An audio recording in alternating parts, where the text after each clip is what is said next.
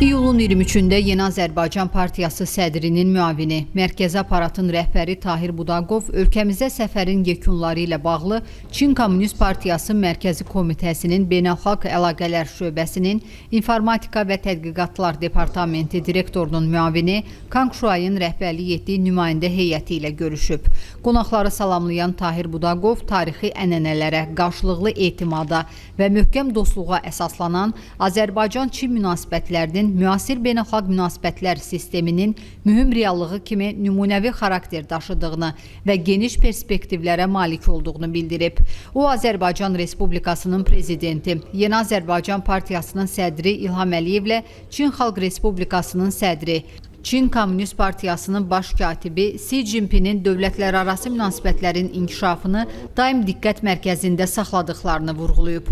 YAP sədrinin müavini qeyd edib ki, Prezident İlham Əliyevin 2025-ci ilin aprel ayında Çinə rəsmi dövlət səfəri çərçivəsində imzalanmış Azərbaycan Respublikası ilə Çin Xalq Respublikası arasında hərtərəfli strateji tərəfdaşlıq əlaqələrinin qurulması haqqında birgə bəyanatdan irəli gələrək iqtisadi, ticari, nəqliyyat, logistika, turizm, yaşıl enerji, rəqəmsal texnologiyalar və digər sahələrdə çoxşaxəli əməkdaşlığın dərinləşdirilməsi, qarşılıqlı maraqların təmini və münasibətlərin gələcək inkişafı baxımından böyük əhəmiyyətə malikdir. Azərbaycanın Cənubi Qafqazda həyata keçirdiyi sülh quruculuğundan bəhs edən Tahir Budaqov hər iki ölkənin mühüm qlobal təşəbbüslərlə çıxış etdiyini vurğulayaraq bir kəmər, bir yol layihəsinin və Zəngəzur dəhlizinin geostrateji əhəmiyyətini diqqətə çatdırıb. O, beynəlxalq hüququn təməlində dayanan ərazi bütövlüyü və suverenlik prinsiplərini əsas götürən Azərbaycanın vahid Çin siyasətinə qətiyyətli dəstəyini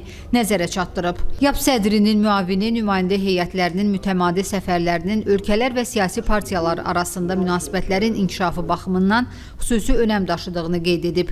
O, 2024-cü ilin noyabr ayında Yeni Azərbaycan Partiyası ilə Çin Komünist Partiyası arasında imzalanmış əməkdaşlıq memorandumundan irəli gələn vəzifələrin indiyədək müvəffəqiyyətlə yerinə yetirildiyini vurğulayıb. Tahir Budaqov gənclərin ictimai-siyasi həyatda, eləcə də dövlət idarəçiliyində və partiya fəaliyyətində aktiv iştirakının önəminə toxunaraq bu sahədə səmərəli əməkdaşlığın davam etdirilməsinin vacibliyini bildirib. O, partiya diplomatiyasının bundan sonra da ortaq hədəflərin gerçəkləşdirilməsinə töhfə verəcəyinə əminliyini ifadə edib. Çin Komünist Partiyası Mərkəzi Komitəsinin Beynəlxalq Əlaqələr Şöbəsinin İnformatika və Tədqiqatlar Departamenti direktorunun müavini Kang Şuay rəhbərlik etdiyi nümayəndə heyəti adından səmimi qəbula və yüksək qonaqpərvərliyə görə minnətdarlığını ifadə edərək səfərin onlarda dərin təəssürat yaratdığını söyləyib. Hakim partiyalar arasında işbirliyinin əhəmiyyətindən bəhs edən Kang Şuay, Çin Komünist Partiyası nümayəndə heyətinin ölkəmizə səfəri çərçivəsində keçirilən məhsuldar görüşlərin ölkələr və partiyalar arasında əməkdaşlığın dərinləşdirilməsinə və tərəfdaşlıq münasibətlərinin inkişafına təkan verəcəyini bildirib. Daha sonra nümayəndə heyətinin üzvləri Azərbaycan-Çin hərtərəfli strateji tərəfdaşlıq münasibətlərinin mühüm tərkib hissəsi olan Yeni Azərbaycan Partiyası Çin Komünist Partiyası əməkdaşlığının hazırki durumu və gələcək hədəflərlə bağlı fikirlərini bildiriblər.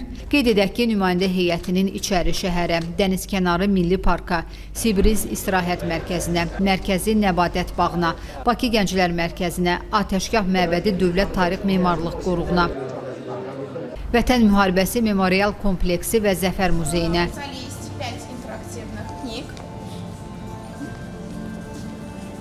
Azərbaycan Milli Xalça Muzeyinə, Dövlət Bayrağı Muzeyinə və Heydər Əliyev Mərkəzinə ziyarətləri də təşkil olunub.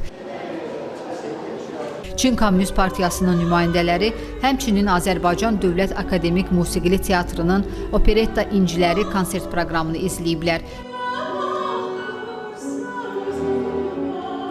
və Yeni Azərbaycan Partiyasının nümayəndələri ilə birlikdə ağacəkmə aksiyasında iştirak ediblər.